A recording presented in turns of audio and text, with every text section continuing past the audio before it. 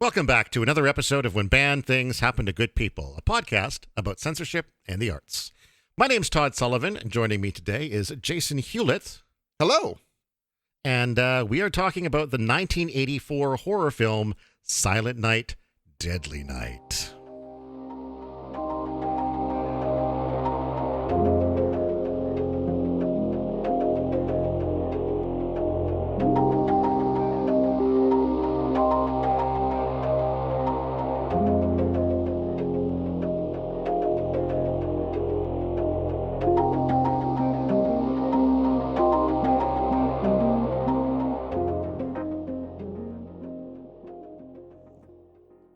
Hello, Jason. How are you? I'm great, Todd. How are you, man? I am very well. I'm so excited to have you on the show today. Well, it's great to be on the show today. It's been like many moons since I've talked movies on a podcast, so this is great. Brilliant. And I think at this point in my life, I need to start warning anyone when I meet them that it's only a matter of time, like if you're going to converse with me at all before I invite you on a podcast as a guest. So we're getting this out of the way early on. So that's great, right? I just might as well. Why wait? Let's just do it. Exactly. Yeah. Yeah. So I met Jason earlier this year when I was doing a documentary on ghost hunters and such here in Kamloops. And why don't you tell me a little bit about your work in that field? Well, yeah, I guess I'm co-founder of Canadian Paranormal Foundation, which runs out of Kamloops here, along with my colleague Peter Wren, who's been doing this profession all over the world for about 30 years. I've been doing it for about 18-ish or so, quote unquote, professionally for about 4 or 5. So we do that plus a YouTube documentary series called We Want to Believe, which is kind of like the real version of those crappy shows people watch on television, like on the Travel Channel and stuff like that. We try to show it like it really is. Yeah. But I mean, my background, I was a journalist, professional journalist, for a good number of years at the Daily News, crime reporter. I've got a film and journalism background. I did a film podcast actually for 11 years, which just wrapped up, called We Came from the Basement. And it was, recently it ran for 3 years on Radio NL. We had a primetime show on Radio NL. Okay, we that's did cool. that. And one of our claim to fame is we actually started Darkfest back in 2012. We did the first Darkfest in 2012 with the Kamloops Film Society way back in the day. So I do ghost stuff, and I used to be bigger into the film stuff. So that's partly what makes me excited and honored to be here on your show talking about the movie we're talking about tonight. Yeah, which is a movie that I was culturally familiar with, but somehow, even though I grew up in the middle of the sort of the horror boom of the 1980s, I've still never seen this one until just this week. Oh, wow. And in fact, and I didn't even really know that there was all this controversy around it until like we were having a drink a couple of weeks ago, and you told me about it when I told you about this podcast. Like, have you covered this movie? And I didn't even know anything about it. Well, it's a new experience for you then.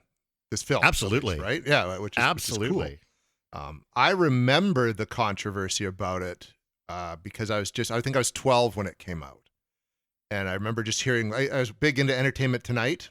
Of course, Leonard Maltin was on Entertainment Tonight, and I just remember watching the review with him, just trashing it. Yeah, I looked at some of the, I saw his, but then I also noted and made a note that Siskel and Ebert, they not only did they condemn the film, they went so far as to read the names of the film's production crew on air, telling them, shame on you. I remember that one too, because I was a big fan of Siskel and Ebert and watching their show weekly. So they really were not a fan of the slasher movies of the era, if I recall correctly. They shat on a lot of those. All but the original Halloween. Like they were both fans of that, right? That's fair. Most people were, like honestly, most critics were, and it was the trickle-down effect of all the Halloween sequels and then the spin-offs, but not spin-offs, but like rip-offs, which this was one of. Silent Night, Deadly Night, right? So the one thing I was thinking as I watched this movie is like it is back in that heyday of all you needed to make kind of a horror movie is a holiday that hadn't been done yet, a moderately acceptable script, and some women who are able to take their shirts off, and that's really all you need. That was it. Like it was the epitome of exploitation films, right? I mean, and they were huge in the 70s. And this was just sort of, I think, the evolution of it. These were the 80s equivalent of drive-in films, like the grindhouse drive-in films. For sure. right? And it's interesting that obviously we'll get to talking about why it was sort of banned, but like just how so much attention was paid to this one, and not so much others, where it really incited people to protest out in front of the theater. I mean, there was a movie like this called Christmas Evil, which even had similar marketing that nobody gave a rat's ass about. They just ignored it. But for some reason, this one captured parents' attention mostly, and that just created was there a killer Santa Claus in Christmas Evil as well? Because I haven't seen that one either. There was. Even the posters even got a guy dressed in a Santa Claus suit, with a weapon in his hand. Like I haven't seen Christmas Evil either, just because there's only so much killer Santa Claus movies I think anyone should be able to digest. I feel like right? one is kind of enough. Yeah, the one's enough. This was the one that I kind of went. Well, actually, I'd watched the loose remake Silent Night, which came out in 2012. How was that? That's really good. It's an annual watch for me. I had interviewed the director Stephen C. Miller on We Came from the Basement, right when the movie had come out. And I mean, it had, Malcolm McDowell's in it. Yeah, right. Exactly. Jamie King. It was a good cast. It was well made. It's very loosely follows the story, but it's a killer in a Santa Claus costume, killing people. Yeah. And even that one didn't piss anybody off when it came out. I think it was just that right moment in history with Silent Night, Deadly Night. Yeah, because I mean, obviously by the 2000s, people aren't going to be quite as uptight about it, and I guess there was something about the sanctity of Christmas and the cultural kindness of Santa Claus as a figure and the perversion of that. And I mean, this probably in the middle of, family values stuff under during the Reagan eras, everything's family values. You can't pervert family values. And so, yeah, you're right. It's probably that combination of just the right time. I thought it was interesting too, that like this film really only ran in theaters for about a week. Yeah. Before they pulled it. 10 days. And it made $2.5 million off of their, what was the budget? I have this here somewhere. I don't see it, but yeah, it was like $2.5 million off of something like a $750,000 budget in 10 days, which is pretty good, really. Especially back in 80s standards. You know what I mean? Like back then, if you inflated the dollars, you're probably looking at more like 20 million. Yeah, now. For sure. You can only imagine what would happen had it just kept playing. And I mean, they attempted to re-release it later with the controversy, right? Like, because it was, I think part of it too is this was TriStar Pictures, which back in the day was a major studio. They released big movies. And so they'd put a good marketing budget behind it. They had like ads on television. Yep. Right. Which I think is what got them. They had it like during the primetime family hour, like Three's Company had ads and, from between 8 and 10 o'clock. So there's people watching, there's kids watching it. And I guess just kids that unnerved enough children that they complained to the parents, and then the parents went out and started protesting, and they even got the kids with "We Love Santa" placards walking in front of movie theaters protesting this film. And I guess everyone just got cold feet and said, we got to pull the trigger on this and get it out of the cinemas.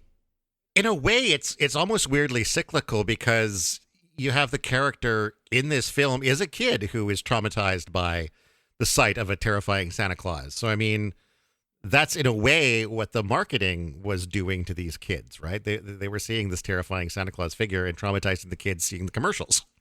Basically, I guess. I haven't heard of anyone becoming a killer Santa Claus from having watched the commercials for Silent Night, Deadly Night. So no, I guess that's because they managed to pull it just in time. Yeah. Just in that, they pulled the ads just in time to prevent that from happening. Another week and they would have been everywhere. Mass murdering Santa Clauses all across North America, right? It's exactly. So what, like watching the film, Todd, like what are your thoughts having actually watched the film after all this, especially after all this time? Oh, wow. I thought it was kind of garbage.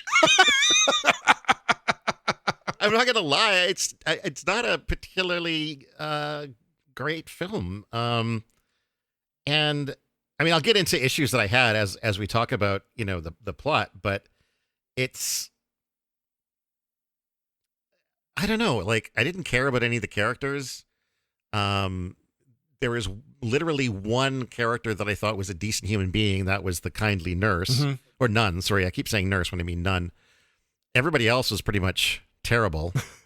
I barely knew what the characters' names were. I actually had a note halfway through my notes, like, do any of these characters have names? Because they're just introduced. And the guy who works in the stock room, who's kind of a bully to Billy, he goes through 3/4 of his appearance in the film, I think, without having a name. He just shows up and he offers Billy a glass of whiskey during the montage after Billy gets a job at the toy store. And then the next thing we know, he's bullying Billy because Billy never does his work. We still don't know what this guy's name is. It was so weird. No, and he didn't really leave his desk. No, that character. No. Except to bang the other chick who, Yeah. Spoilers, we're not there so, quite yet. But, yeah. Like... But it does feel like there was maybe not a lot of care given to the script, and this was maybe just tossed off as a cheap Halloween knockoff, like I said, like you said too, like grab the holiday and stick a killer in it. Yeah, it was and that was kind of what was going on at that time of the year, right? Like there was, there's Halloween, and then there was Friday the 13th, and then there was like, New Year's Evil, prom night. There was just any event, April Fool's Day, any event you could attach a holiday to that you could do. My Bloody didn't matter. Valentine. They were all interchangeable plots. It was just they picked a different day and switched some names around, and that's kind of how people made money making horror movies for most of the 80s. Arguably until A Nightmare on Elm Street came and mixed it up a bit, like. Yeah, right, exactly. So yeah, you want to get into actually, discussing the point by point of the film? Sure. That might only take 10 minutes. It's not a very long, there's not much going on point by point, but there's not a lot here. I think I was more intrigued by the things that stood out to me, or that grabbed my attention that were maybe not meant to grab my attention. It opens with a family driving in their car, and we find out after, a little bit of time that they're off to visit, I think it's the father's father or the child's grandfather. And we have a family in the car. There's dad driving, mom in the passenger seat. Mom in the passenger seat, by the way, has an infant just lying loose on her lap in this car as they're driving down the highway. The 80s. Which was, yeah, right. That was, I guess to be fair, that scene is set in 1974. Yeah. So that's even the 70s. So, I mean, that's probably realistic, but still, when you see that in a movie now, you're just like, holy shit, that's right. We used to do that. I wandered around the back of my grandfather's car, no seatbelt. Like that. Oh, yeah, totally. So yeah, they drive, they're off to see Grandpa, and when they get to where they're going, we find out it's a mental institution. And Grandpa, I guess, has been apparently kind of just not speaking, not communicating for some period of time. And when the doctor brings the rest of the family in to sort of talk about the grandpa's medical reports, they leave the 6-year-old kid with Grandpa for some reason. The reason, I guess, being that the plot needs this kid to be terrified by Grandpa. Yeah, who does a convincing job of being terrifying when he snaps out of his coma. Man, right? that he was so into that role. He was given it. When he's talking to that kid, and he's got these weird, weepy looking eyes, there's almost tears coming out of them that I couldn't tell if he's crying from laughing or crying from being insane. I will give it to that actor. He gave it in that performance. That's Will Hare, is Grandpa Chapman. I'm assuming that's all right. Grandpa, well, Will right? Hare, bravo to you. He killed it. Yeah, he absolutely killed it. Yeah. So yeah, he explains to Billy that Christmas Eve is the scariest damn night of the year, and that Santa doesn't just bring presents to kids; he brings presents to good kids, and that if you've been naughty, he will punish you. Kind of getting the Krampus legend mixed into things there. Yeah, right. That's what I was thinking. Yeah. He's definitely thinking Krampus there. But I was also thinking that maybe this is why lying to our kids about things like Santa Claus is problematic.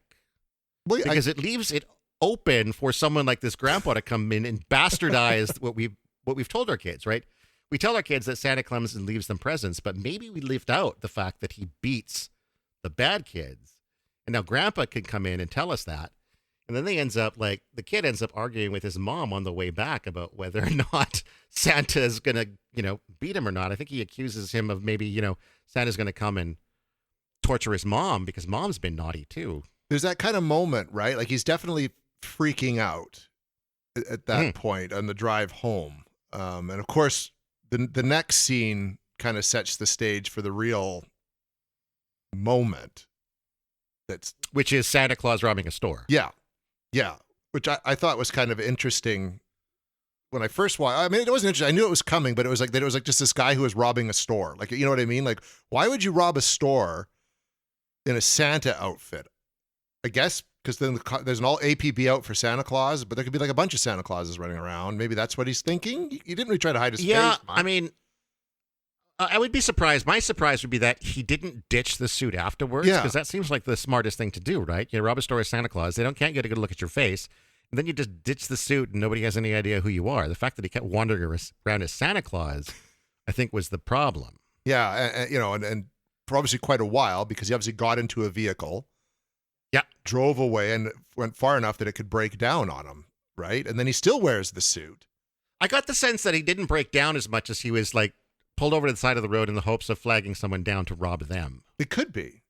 I saw it as breaking down, because I would just, either explanation. They don't really tell you, so it's just left up to the viewer to interpret it which way they want to do it. And then there's that moment of this really violent attack on a family. Well, I do also want to mention, though, that he doesn't just rob the guy. He shoots the guy twice. Yeah. Clearly kills the guy who runs the shop, who, by the way, had a fantastic death face. He did. He was a very good When he got that second shot, he's like, his tongue poked out a little bit. It was brilliant. And then he points out that, he just got, $31 for it. So it's like, this man is clearly a bit of a sociopath, because he's just murdered somebody over $31, and now he's like, what am I going to do next? Which, yes, tell us what happens next. Well, he either he breaks down, or he purposely pulls on the side of the road, flags down the family, which, our soon-to-be main character is in, and basically... And Billy, by the way, Billy is not having this whole, Santa thing. He's like, no, don't stop. Yeah, he's warning against it. He's being smart here, even though he didn't really know quite what was going on. But then they do stop, and it's literally, the guy does it, the robber, killer dude doesn't even try to breathe. So he basically gets right into murdering this family. Yeah. Oh yeah, totally. There's like you say, total sociopath, and then, raping the mom. Yeah. All while Billy kind of gets out of the vehicle, but is still watching, and then proceeds to go looking for Billy. But Billy's off in the field, and he just we don't really know what happens. The guy just kind of gives up on it or something like that. Yeah, pretty much ends there and cuts to, 3 years later, 1977, I guess. Something like that, where he's at the Catholic orphanage, basically. But that is the big moment in Billy's childhood of this killer in a Santa Claus suit murdering his parents, while also raping the mom. Yeah. And Billy and his infant brother are then taken to this orphanage. And you're going to expect that to be traumatic. At least I would. Well, it has to, yeah. You know what I mean? So first of all, seeing your parents killed by anyone at the age of 6 years old is going to be traumatic. But then seeing it done by this Santa Claus, right? This icon of joy and happiness, and someone who's supposed to come around once a year and bring you presents, or maybe do exactly what he did to mom and dad if you're naughty. That's going to have an impact. So what is Billy doing when we finally meet him again 3 to 4 years later? He's in the orphanage drawing a picture of Santa Claus, but it's like Santa Claus being stabbed and like a reindeer being chopped into little pieces. Then he gets sent to Mother Superior because of the painting or the picture, and it's like, do you think maybe you shouldn't be asking this kid to be drawing a picture of Santa Claus when his family was brutally killed by Santa Claus? And he's had a history of acting out as Christmas approaches in the last 3 years, every year, right? It just seems like the kind thing to do would be let's leave Billy out of the Christmas festivities, baby. We'll give him a present. He can open the present in his room, but maybe let's make the drawing Santa Claus optional. Right. I don't know. But this is not some really kindly Mother Superior.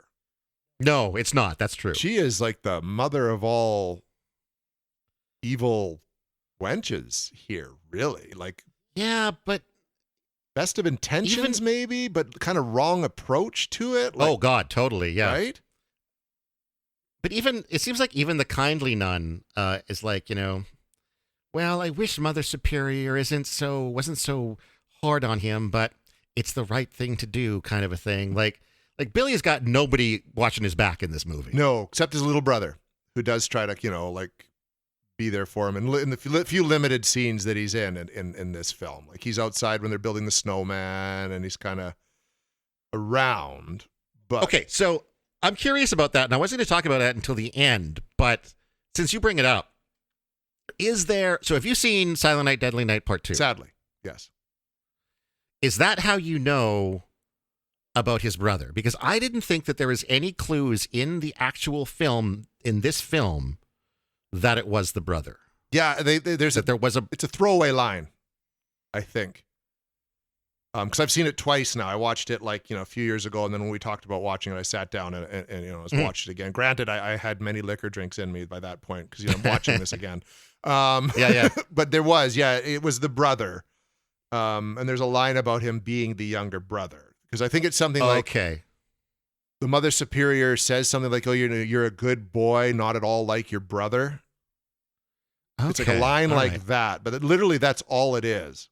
I missed it. And the only reason that I knew that the brother is at the end of the movie is because I read the Wikipedia page, and the Wikipedia description of the end of the movie explains that it's his brother who's there at the end. That's the only reason I knew the brother was in this. And I think obviously some of that does get filled in Part 2 because the brother is the killer in Part 2, right? Yes. And they sort of expand his backstory and that sort of thing. But yeah, I had no idea his brother was in this. It's not the most well-written role that way, I was waiting for him to show up because that baby crying in the car seat at the beginning is kind of like, that's through the whole attack. Mm-hmm. So you hear this baby screaming as like the dad is shot and the mother's raped and all this screaming's going on, and it's like you feel like that baby's going to have a part to play, and he barely did. Yeah, it's again, it was like what we talked about. It was like just like a slap together script, right? Like they could have really fleshed that out and had the brother more involved in the story, but I didn't think they expected anything to come of it other than making their money back. You know what I mean? Yeah, right, exactly. So anyway, after getting in trouble for his picture, Billy's kind of sulking in his room, and the kindly nun drops by to encourage him to go outside and play in the snow with the other kids, which Billy finally relents and decides he's going to do, puts on his jacket. He starts heading down the hall to go outside, and here's some commotion in one of the doors that he goes by, has a peek through the keyhole to see what's going on, and there's a couple in there getting down with some sexy action. Mm-hmm. Which, again, I had no idea who those people were. I don't think they even tell you. No. And why they would be doing this in an orphanage during the day. Yeah, in a Catholic orphanage, right? Yeah. I mean, I guess the door was closed, so there is that. Obviously, they're making enough noise to attract attention, though. They attract the attention of Billy, and then they attract the attention of Mother Superior, I think, as well, who shows up and rips open the door and starts smacking them with a belt, which, again, I hope these aren't grown people that she's just beating with a belt. I think they were. They seem to be grown people. They look like they're obviously somewhat mature to be engaging in that activity. And then Billy just tries to go on about his day, go back outside, try to ignore what he saw. But no, sorry, kid. You've seen something sinful. So now you've got to come inside, and now you get to be beaten with a belt because of something you accidentally stumbled upon. Yeah. Because that's God's love right there. Setting the stage for so much wrong to come, as if that hadn't already been done. This kid has so much trauma. If it had been a better written movie, it might have been interesting to have a character like Billy as a sympathetic, crazy person towards the end. Because, yeah, clearly, none of this is helping him on his long-term arc of being a human being, right?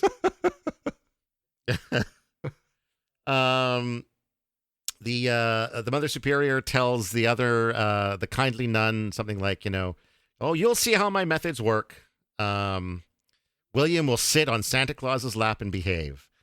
And then we promptly cut to Billy being dragged across the room, forced on Santa Claus's lap before he fucking decks Santa Claus with a very good punch. That's a solid, because Santa went down, man. That was an amazing punch. That was an amazing scene. I laughed out loud when that happened. I so didn't see that coming. It was brilliant. And then Billy books it off to his room to hide in the corner. Worst hiding spot ever. He's right out in the open. Yep. And then the end of this bit was really weird to me because it seemed like somebody came in. We had no idea who it was, and they just said William. Yeah.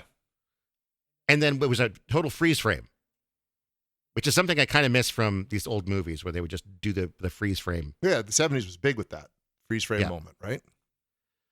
So I don't know who that was. I don't know if we were supposed to assume it was somebody. It seemed weird that they called him William and not something else. I thought that was going to be relevant, but it wasn't.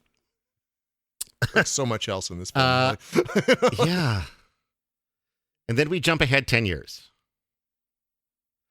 And the good nun is trying to find Billy a job at the local toy store. Mm-hmm. Iris Toys, I believe it's called. Yep. The guy's like, well, I really only need somebody to work in the stock room, moving boxes around, and he's got to be a big, strong, buff man, and not just like some kid from the orphanage. And so the nun is like, well, you haven't seen Billy. And so she brings Billy in, and Billy is now turned into a big, grown, burly hunk of a man. He's a big dude. Like he was, like the actor, what was his name? Robert Brian Wilson. Yeah. I don't know if he did anything else, but he was like that almost like Hollywood leading man look. You know what I mean? Like the blonde hair, he had a good look. Feature, strong dude. Like must be like 6'4", easy. Yep, very hunky. And so he gets the job, and then we are promptly put into a long montage of the Billy. Worst, best song ever. Oh my God, I love them. I love any film with a bad montage. Yep. What was that? The Warm Side of the Door, I think, was the song. It was something like that. Yeah, it was awful, but so good. Its use in this film. The one thing I found myself doing during this whole montage is I was fixated on all the toys in the background of the toy store because I would have been when this came out, I guess in 1984, I would have been 11. Yep. So I would have either like had some of these toys or else like been wishing for them. And so I recognized one of the ones that really stood out to me was there was a Jabba the Hutt Star Wars toy that I had.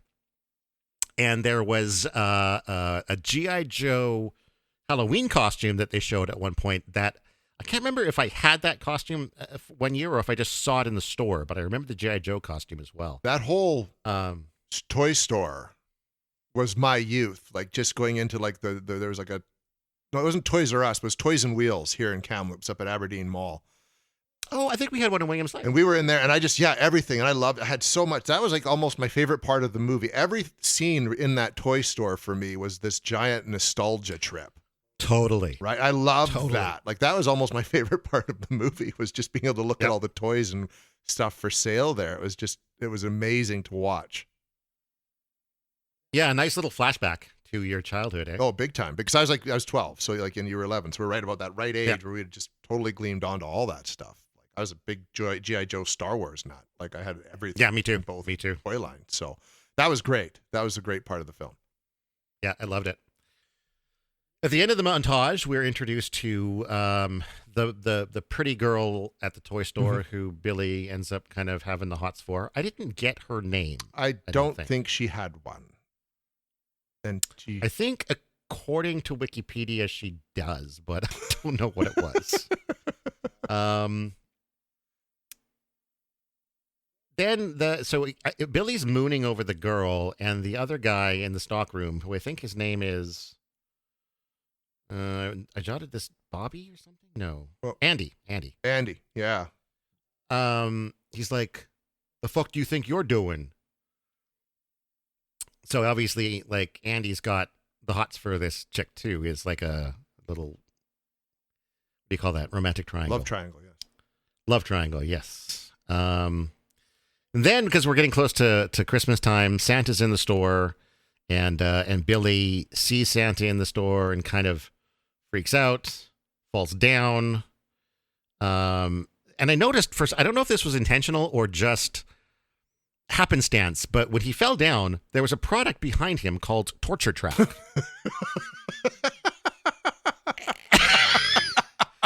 And so the problem I had is that, like, through most of that scene, he was sitting in front of it, and I had no idea what torture track even was. I'm just like, did I see the word torture on that box? And it looks like some kind of racetrack that had like a figure 8 on it. But I was thinking, like, he's pretty tortured at this point in his life. And, you know, is there maybe a hint that's being provided by this product, or was it an accidental happenstance that happened there? I'm thinking, just given how, like, that not much of this is clever, I think that was an accident. Right? Well, it is that's sharp, fair. That's fair. Smartly directed film. It would have maybe been taken more as, like, you know, like foreshadowing or like, you know, something, Yeah, you know, right. like, Yeah. yeah, but no, I don't think so. I think it was strictly an accident. And then not too long after that, the guy doing the Santa Claus job, like, sprains his ankle or something, ice skating, and he can't do it anymore. And so they need Billy to take over the job of Santa Claus. Dun, dun, dun.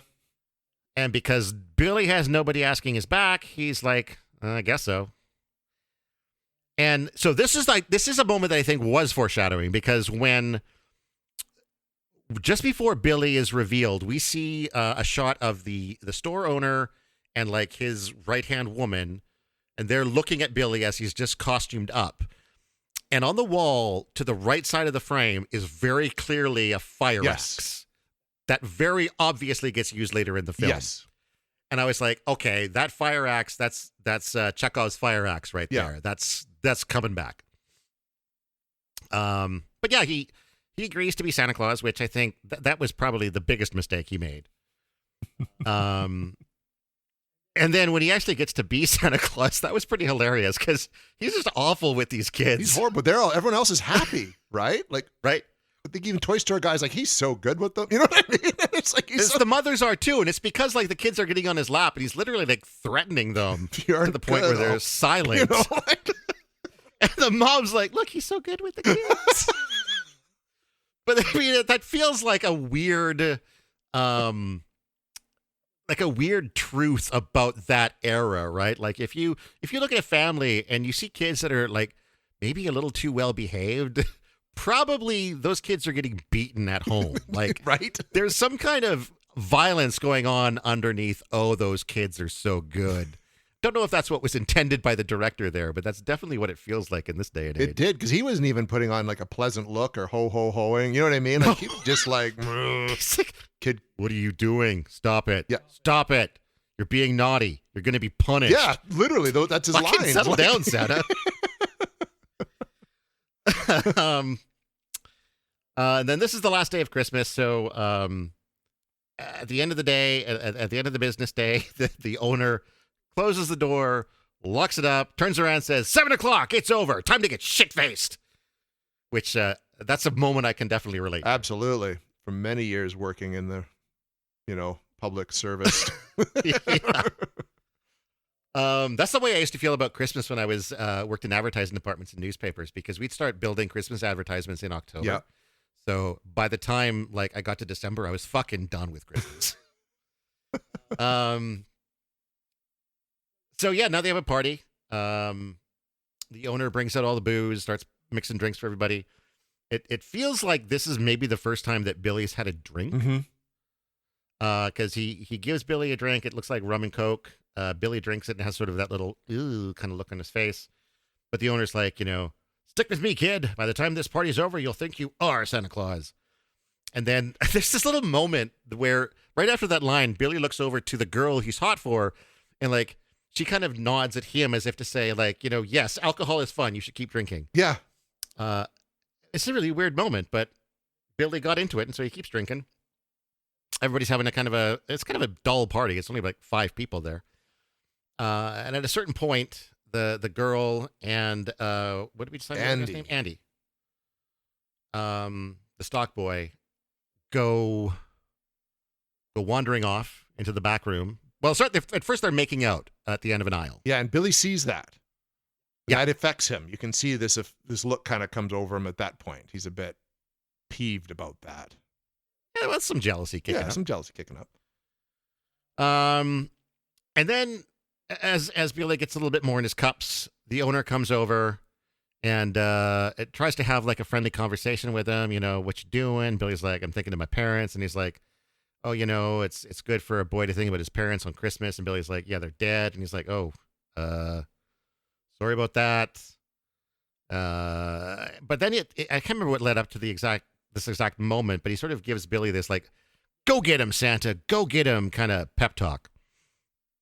And I felt like that might have been the moment that sort of tipped Billy over a little bit, a little too literally. Go get him. He's been drinking. He's seen that the gal he's interested in is with some other guy. Yeah. He's thinking about what happened to his parents. And okay, I'll go get him. Basically, is how that moment, right? Because at this point, Andy and the girl have now moved into the stockroom because he has a special present that he wants to show her. I bet he did. Wink, wink, nudge, nudge. This is some more examples of how brilliant the writing in this movie was. Where he's like, I've been waiting to show you for a long time. Only those lines worked in real life. I feel like those are the lines that some of the friends I had in the 80s would have actually tried using. Oh, for sure.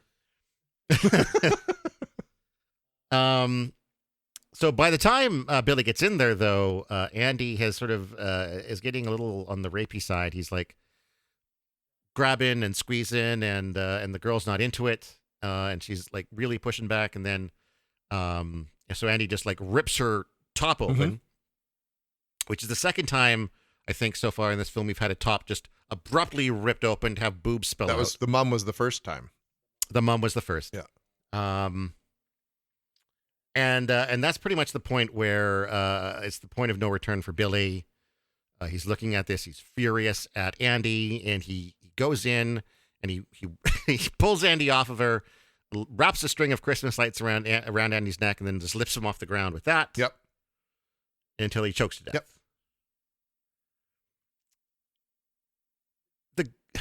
She wasn't terribly grateful. No, she sure was. That's the best way to put it, right? Which, I mean, you could argue that he went a little overboard with taking care of Andy, but I feel like her first thought should have been more like, thank you, and not, again, this is a quote, you bastard, you're crazy, get the hell away from me. Yeah, you think they'd be like, oh, thank you so much. You went too far. We've got to do something about this, but, at least you saved me from being raped by Andy. At the very least, like, understand that this guy is currently, at the very best, coming out of a murderous rage. You might want to be on his good side here. Yeah, just a titch, But no, so she freaks out, and he, what does he do to her?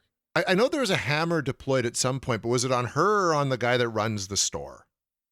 The hammer was on the guy who runs the store. I think he might have just... Oh, it was a knife that went into her gut and then up. That's right. Yeah.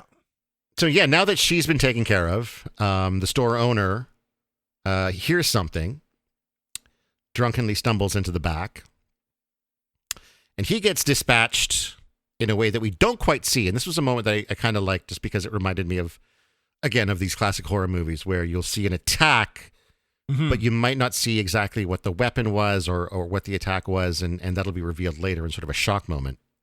Yeah. Which we get here when the other woman who works at the store, the lights go out suddenly. She's out. She's the only one left out partying. The lights go out.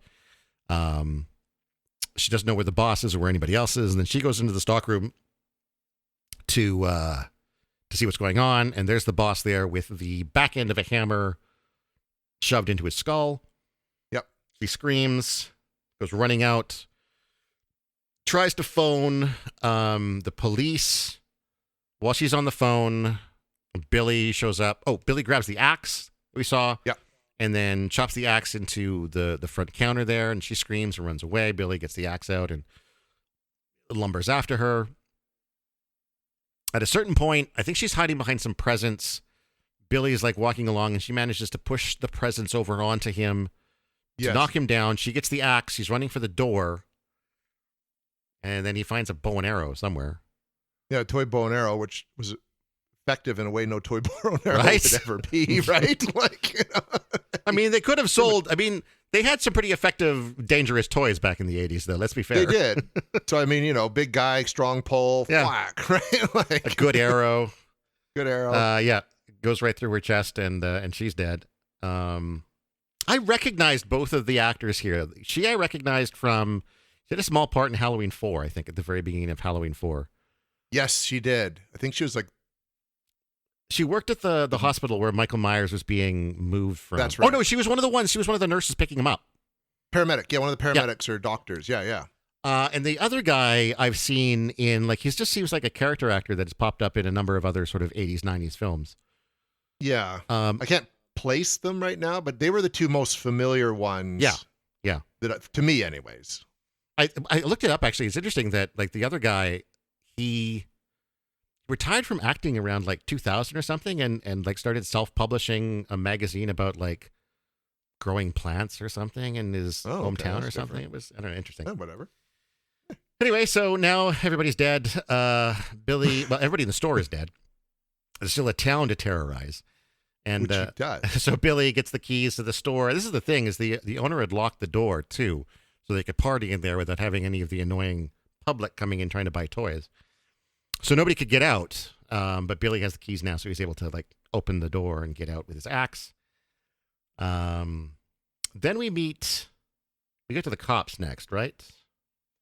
I think this is kind of for me when it, like, this is the part of the movie as a slasher fan you're waiting for.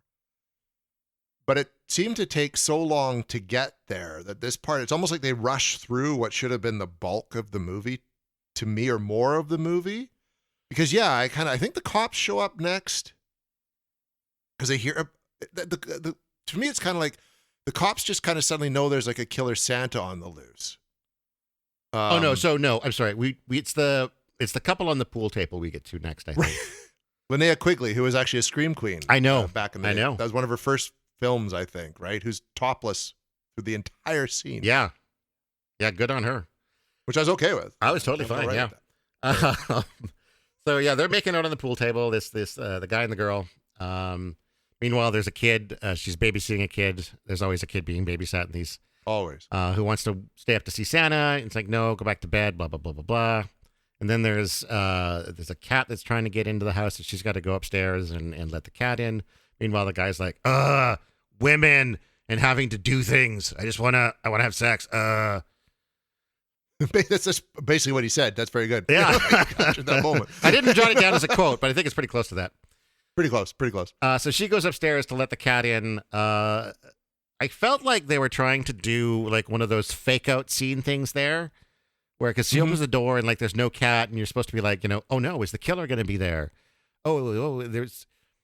I think it should have been like a jump scare where the cat jumps out and you're like, and then the next second it's really the killer.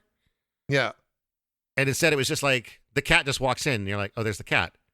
And then Billy just walks in and you're like, oh, there's Billy. And neither no of those things were scary. Like there was no attempt. He just walks in with the axe. He's like, I'm here now. And so they have a brief tussle. There's some, he must have had fun, I guess. It must be entertaining wrestling a half-nude hot chick like that. I don't think it would have been a rough job at all. No. I think that would have been a lot of fun. And that is the kill that is the most iconic from this film. It I was guess, known for that yeah. Afterwards. She gets impaled on the antlers of the deer head. Yeah, and that's done again in Silent Night 2012. There's a scene where someone gets impaled on the antlers. Yeah. And then Billy, I can't remember, does he hear what's going on upstairs? Does he just get bored? He kills the pool table dude. Yeah, but Billy has to come upstairs first. Yeah, he goes upstairs. And he's poking around, and he like literally like walks right up next to the dead girl before even noticing she's there. It was so weird. Yeah. And then he looks and freaks out, and then Billy attacks him, and they have a fight there, and he ends up getting thrown out the window with a big chunk of glass through his belly and dies. One through his belly and one through his head. You see that when he leaves, walks by him. I missed the head one at first because it wasn't as clear when he was shown from way up top, but yeah. And now, and then Billy, as he's leaving the house, of course, the little girl shows up and is like, "Oh, hello, Santa Claus. Do you have a present for me?" And Billy's like, "I don't know. Have you been naughty?" And she's like, "No." And he's like, "Are you sure you haven't done anything naughty this year?" And she's like, "Nothing." So he let her live. So I guess the secret is lie to Santa Claus. Basically, yeah, right? He does give her a bloody X-Acto He knife. does give her a bloody X-Acto knife, which she does look at it like, I don't know what to do with this. And then he leaves, and as she leaves, you hear the little girl calling, I think the name of the woman is Denise. Something like that. Yeah. He's calling Denise, Denise. So, it's just a matter of time till she finds the dead body. I think that's when the cops get involved, although we don't see it, because they're on the lookout for a killer Santa Claus after that, right? Yeah. And they spot a Santa Claus, crawling into somebody's window, and they're like, "Oh, that must be the bad guy." I mean, structurally, from a storytelling perspective, we all know it's not. No, of course not. I mean, maybe in 1984 it would have been easier to pull that sort of thing off, but yeah, they go rushing into the house and try to arrest Santa Claus, and it turns out it's just the dad going in to try to. And they've traumatized the children far worse. yeah. There's a kid that's going to grow up to dress like a cop and murder people now. Exactly. As they go and guns drawn, you know what I mean? Full on. Don't even listen to the mom. Just barge right in. Yeah. And then we have the couple of kids who are about to go down a sledding hill. My favorite sequence in the entire film. Yeah. Well, why don't you explain This is the it one then? I like. Tell us about it. Well, no, just because it's these kids going to go down this hill on Christmas Eve. Bullies show up because, of course, the bullies are going to show up, middle of the night, Christmas Eve, to harass these two kids, basically steal the toboggans. I will respect these two kids for standing up to the bullies. They do, and they stand up quite well, although they eventually do have to relent because the one kid gets punched in the gut pretty hard, which usually is what does it for anybody at that point. First bully goes down at the bottom. He makes it okay. Second one's going down, and our pal Billy comes out and beheads him. And just the body rolls down, comes down the hill, and the other bully freaks out. Yeah, then the head comes bouncing down after it. Yeah. Yeah. I love that. I love that. It's corny, but that's what slasher movies were for me, at least after Halloween. Like, let's just give us some inventive and kind of corny, gory kills, and that kind of fit the bill. That was definitely a fun death scene, yeah. Yeah, that was a good one. So now the sun is coming up. We're at the police station courthouse. We're introduced to this gruff-looking old detective. They all are in those movies. Yeah. I mean, yeah, it feels like, because we're not actually introduced to him. He just shows up and starts doing things. We're left to assume who he is. The kindly nun, who I guess we didn't mention, just after the murder spree at the toy store, the nun shows up there because I think she heard that Billy was working dressed up as Santa Claus. Yes, and she she's did. like, oh, this can't end well. No, it did not. so she goes to check in on things and finds the toy store full of dead bodies, which I guess led her to the police. So now that's how the police now know about it. And so she's sleeping on a bench there. The detective wakes her up. She says, do you have any news? And he says, it's all bad. And then he said, the detective had this weird line that he goes, everything he's done has a kind of logic to it. And I'm like, the fuck are you talking about? There's nothing logical about any of this. No. But don't they deduce he's going back or something? So that's the thing. Like that idea, I think, is logical, right? That if he's dealing with these traumas of his childhood and everything else, that he might go back to the orphanage and take it to Mother Superior. So it feels like that line was there just so that the nun could go, oh, that would be the next logical place to go. Yeah. But absolutely nothing that Billy has done up to this time has any logic to it at all. No, it's all very random and haphazardly put together by the writers and the director, really. Like, now we must kill a bunch of people is what it came down to, right? We've drawn people on for more than half the running time. So we need to get down to it. So the detective tries to call the orphanage. I guess there's a kid playing Let's Make Dolly Phone Her Mom on the phone, and she doesn't hang the phone back up. So now, of course, the phone at the orphanage is off the hook. This is 1984. Like, every place only had one phone, and if the phone was off the hook, you couldn't get through. So now he and the nun have to drive out to the orphanage to try to get there in time. They've dispatched another cop, though. They have, yeah. And the cop gets up there, and he arrives just as he sees the Santa Claus wandering up. And I kind of saw where this was going to, but it was fun to watch. It was very fun. The sequence is very fun. Because Santa's walking up to the kids, and the cop gets out of the car, and he pulls out his gun. He's like, "Stop moving! Put your hands up! Don't go any further!" And he shoots Santa Claus a couple times. Santa Claus drops to the ground.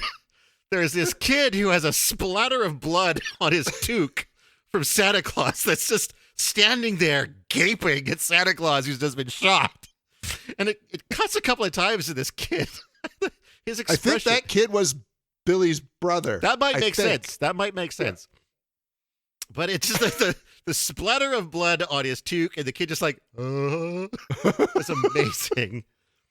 And then it cuts back to the nun and the detective in the car, where they get word that a man dressed as Santa Claus was shot and killed, but it wasn't the guy they're looking for because the description is all wrong. The nun is like, "Oh God, it's Father O'Brien." He was our Santa this year. Right, that's right. It's like the officer told him to stop. He's like, "Oh, Father O'Brien's so deaf, he wouldn't have heard a thing." He's like, "What the fuck?" It's like so perfect. So anyway, the one officer at the orphanage gets all the kids like gathered into the I don't know, what do you ever call the middle of the orphanage room there, the living room, and tells them to like close the doors and lock them up, and he's going to look around for the killer. The kids, they sit around singing Christmas carols while they wait for a murderous Santa Claus to come get them, which that seemed a little bit dark. Yeah, it did very dark. Didn't it? Let's celebrate Christmas while we wait for Santa to murder us. And then the cop pokes around for a while, ends up getting chopped in the something. Head, gut. Yeah, somewhere. I don't remember. And then as Billy approaches the orphanage to like finish off the children, he fucking chops off the head of a snowman, which I was just like, that was perfect. Yeah, that's a little excessive, dude. Like, come on. And so Santa gets to the door, and because no one's told the kids to watch out for Santa Claus, some kids see Santa Claus at the door, and it's like, "Oh, cool, let's let him in." So she lets him in. Billy comes in. Mother Superior sees that it's Billy, and it's like, "Oh, this is not good. Kids, get behind me. Get back. Get back." And then she kept saying, "There is no Santa Claus," over and over, and I don't know what that was supposed to do. Like, she's right. Him down, like. Oh, maybe. Yeah, maybe. There is no Santa Claus. But she's been so ineffectual at dealing with anything to do with Billy at this point, it wouldn't have really mattered. Like, you know what I mean? Like, yeah. It just seemed, like she was trying to like wish him away. Like, Santa Claus isn't real, so you're not here. And anyway, he raises the axe to like chop her, and he gets shot in the back a couple of times by the detective. He dies. One of the things that I was reminded of in this movie is people used to die a lot more quickly in the movies. Mm-hmm. Like, there's no long bleeding out process. You know, when the mother had her throat slit at the beginning, she was instantly dead. Instantly. Yeah, there's dead. no, even like the one arrow shot wouldn't kill someone. You know what I mean? But in those movies they did. It was always like one stab, one gunshot, one. Nowadays they draw it out like it would be kind of. You know what I mean? Like, yeah, Billy gets shot twice, and he has enough time to say, "You're safe now. Santa Claus is gone." As he dies. Because of course he would say that at that moment. Of course. And then the other kid, who turns out is Billy's brother, like points at Mother Superior and says, "Naughty." Yes. Setting the stage for Silent Night, Deadly Night Part 2. Yeah, and that's the movie. That is the movie. And And you know, revisiting it, it really wasn't worthy of the controversy because it's just a crappy movie. You know what I mean? Yeah, no, I agree. I mean, I should confess that, like, I guess I enjoyed the process of watching it because there's definitely points, especially revisiting it in this conversation, that I was entertained talking about them. And I mean, not in the way I think the filmmakers would have intended, but. No, it was in its own way an entertaining enough film. right? It's like a one-off watch. You see it, or maybe have fun with it with buddies and get drunk and high and laugh at it while you watch it over the Christmas season. But that's it. Like, it was not worth I think if people had just left it alone, it would have just disappeared into obscurity. I think the reason we are talking about it is because there was such a controversy around Oh, it. absolutely. It created a cult status, right? So it worked in favor of the film, as often happens with things like this. Well, and speaking about its cult status, which is kind of a shock to me too, you sent me a link today that like someone's developing a board game based on this movie. Yeah. That's bonkers to me. It is, but it's a company that's made board games like out of Evil Dead and other stuff, right? Like they do horror board games, but they've worked their way to Silent Night, Deadly Night, I guess. I mean, I guess I can see certain franchises like The Evil Dead. I see that like that's a successful franchise. Friday the 13th is a successful franchise. You know, Halloween is a successful franchise. They're not all particularly good films necessarily, but they're successful franchises. I don't feel the same thing about Silent Night, Deadly Night, but maybe it is a bigger deal amongst cult fanatics than I realize, or maybe it has grown in appreciation more than I realize over the years. I think to a degree, but it's definitely never looked at on the level of a Nightmare on Elm Street or Friday the 13th or Halloween or even Chucky. You know what I mean? I think they way more captured the cultural zeitgeist than this does. I think this is known amongst horror fans who like culty, trashy, exploitation films, right? And I think that's it. But I feel like if any of them, like the one bit I know from this franchise is there's this famous scene from Silent Night, Deadly Night 2 where this guy gets a handgun and he's like laughing to himself all evil, like ha ha ha ha ha. That's Billy's brother. That's him, right? And then, Garbage Day. Guys, exactly that scene. That scene. That's what I know. Literally until this movie, that was the only thing I knew from the Silent Night, Deadly Night franchise because that's such a bonkers scene. Well, and that movie, it's horrible. I've sat through it. Half the movie is just flashbacks to the first one. Yeah. And then the actor who plays the brother just plays it so over the top corny. So it's just a messed up film. Like, what's wild that I read last night is that the producers on Silent Night, Deadly Night 2 originally wanted the director to make a sequel without shooting any new material. Seriously? He just wanted to use outtakes and material reused from the original shoot. He was like, no. Just to make a buck as quickly as possible, exactly. Right? Like, that was it. But it's horrible. The second one's horrible. And then this kind of third, there's 4 of them? 3, 4, 5. There's 5. There's 5. And apparently 4 and 5 aren't related to the originals. Not at all. Yeah. It just kind of goes off on its own territory. Kind of like what they tried to do with Halloween 3. And tell different stories in the season. So it's a minor franchise. I think it's remembered more because of its controversy and corniness than anything else. Yeah, I mean, I might consider watching the second one just because of that bonkers scene, and I'd like to see the general context of it, but it's not something that's drawing me particularly compellingly. No, it's not like you watch this one. It's like, I can't wait to watch. Can't wait to see the rest of the franchise. I got to see how this wraps up. Yeah. Got to see the arc of the trilogy. Yeah, right? It is what it is. It is what it is. But I mean, the important part to talk about at this point is whether or not it should have been banned. And I mean, I don't get it. There's nothing here that makes it particularly bannable to me. No, same. It's can't say it's a harmless movie, but it's not worthy of the hysteria. Of what it was. If people had just not protested it and parents hadn't freaked out, it would have been forgotten about. Well, yeah, and the irony is that, like, quite often, and I think this is definitely one of those cases, it's the controversy and the freak out that draws people's attention to it and gives it the popularity that you don't want it to have. Exactly, which is quite often happens with wanting to, big public movements to stop something, like a piece of art. You know what I mean? Yeah. It's just quite often the piece of art that they're trying to ban is actually a quality piece of art. This case, it's not really a quality piece of art at all. It's a B movie through and through. I would say I would like to find out if there's a drinking game for this movie, and if there's not, I think there's one that could be conceived. How would you play it? What would be the? Well, I'd have to watch it again, but probably take a shot anytime someone says Santa or naughty when he goes or naughty. Naughty's another one. Take a drink if you see boobs. What else?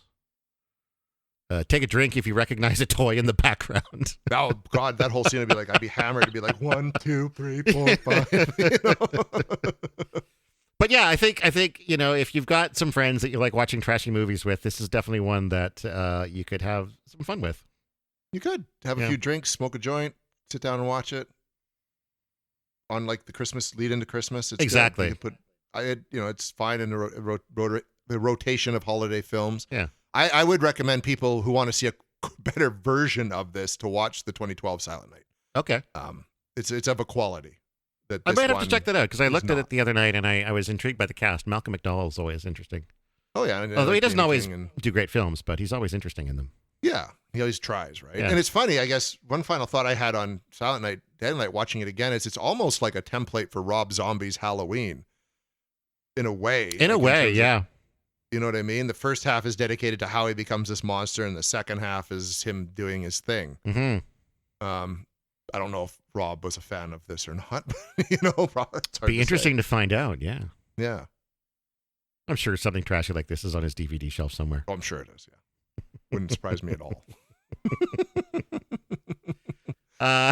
Before we call it a night, do you want to share any socials or any promos for your stuff where people can find you? Oh yeah, if you're looking to find out more what I do, I mean, the Paranormal Network, which is on YouTube, it's the channel. It's got the black box with the white PN on it.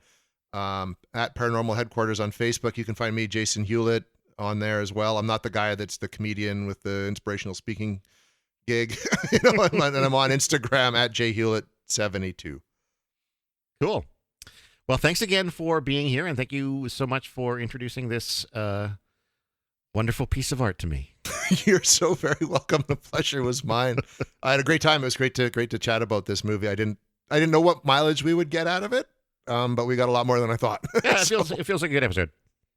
It does. All right, and thank all of you for listening. My name's Todd Sullivan. This has been When Bad Things Happen to Good People. Until next time, go read a fucking book.